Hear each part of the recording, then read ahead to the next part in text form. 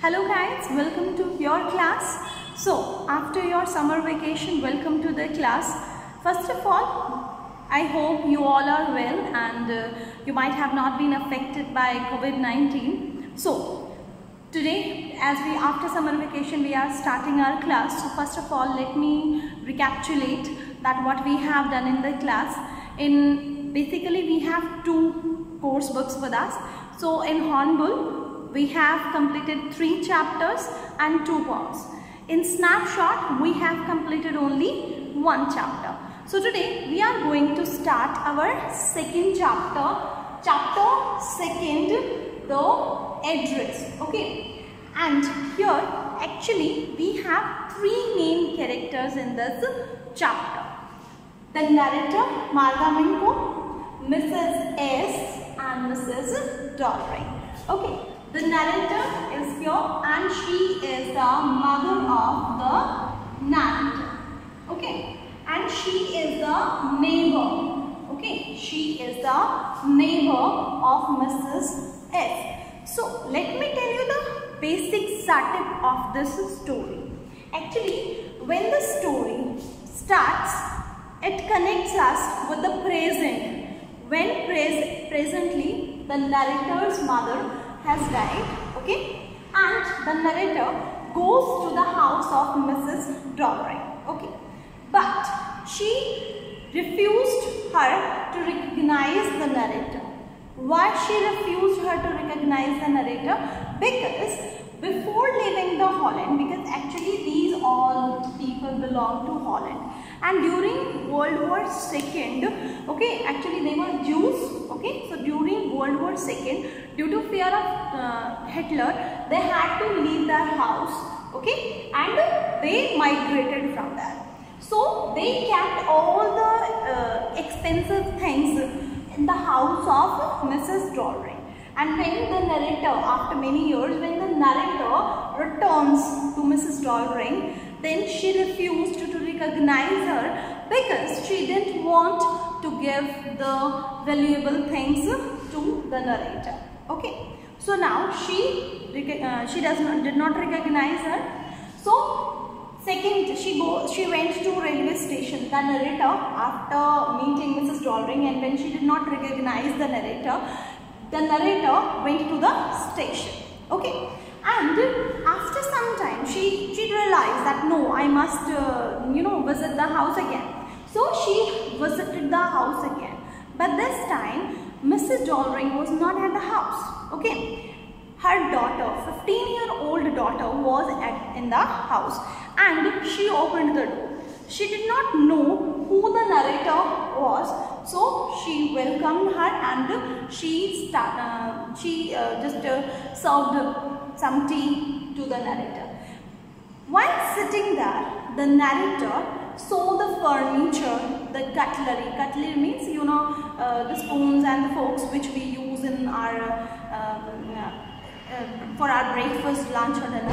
Okay, that is cutlery, crockery, the furniture, whatever the things were arranged in the living room. She was sitting in the living room. Okay, so she saw the furniture, the cutleries, the crockery, each and everything in the living room, and it was arranged in a very tasteless manner. And when she saw the things all over there, okay, the memories of her mother came in her mind, and she just reminded how Mrs. Dollring, before leaving Holland, means in past year, when she did not leave the house, when she was there in the Holland only before World War II, okay, in fact during the World War II, that how Mrs. Dollring often she was visiting Mrs. S. Okay, she was a very simple character. Actually, she could not recognize the manipulating nature of Mrs. Dollring. And here, Mrs. Dollring, she was very cunning personality. Okay, and she was a child at that time. She was not able to understand the things in that way. So she was reminding how Mrs. Dollring was visiting her house often, and whenever she was leaving the house, she was just taking the suitcases and the expensive things along with her, and she was just consoling. She was just believe that during World War II, according to the situation of that time, anything could happen with him, and they had to leave the house in hurry. And at that time they had to leave all the expensive things in the house only, and that would not be safe for them. So what would be the better option?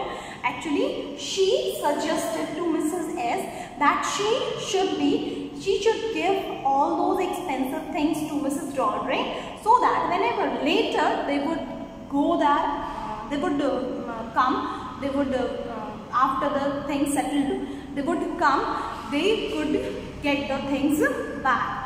And Mrs. S easily, she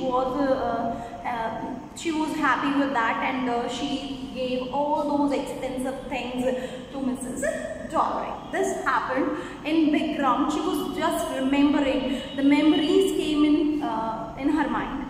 And now, as if I come to back to present, she was sitting in Doldring's house, Mrs. Doldring's house, and she was seeing the furniture around her, that how tastelessly the furniture was arranged, the things, the tablecloth, it was not repaired, and the cutleries and all those things. And one more thing, that the cutleries and the crockery, which was made of silver. Okay, actually Mrs. Doldring was unaware about the fact that the cutlery and the crockery they were using in the daily routine, they were made of silver.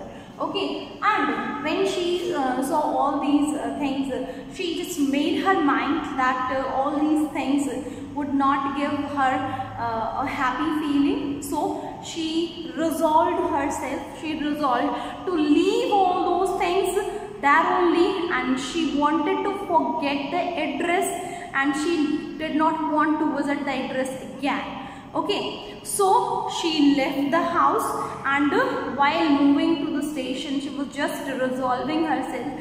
She was resolving that she would never come back here at the address. So now let us move on the text.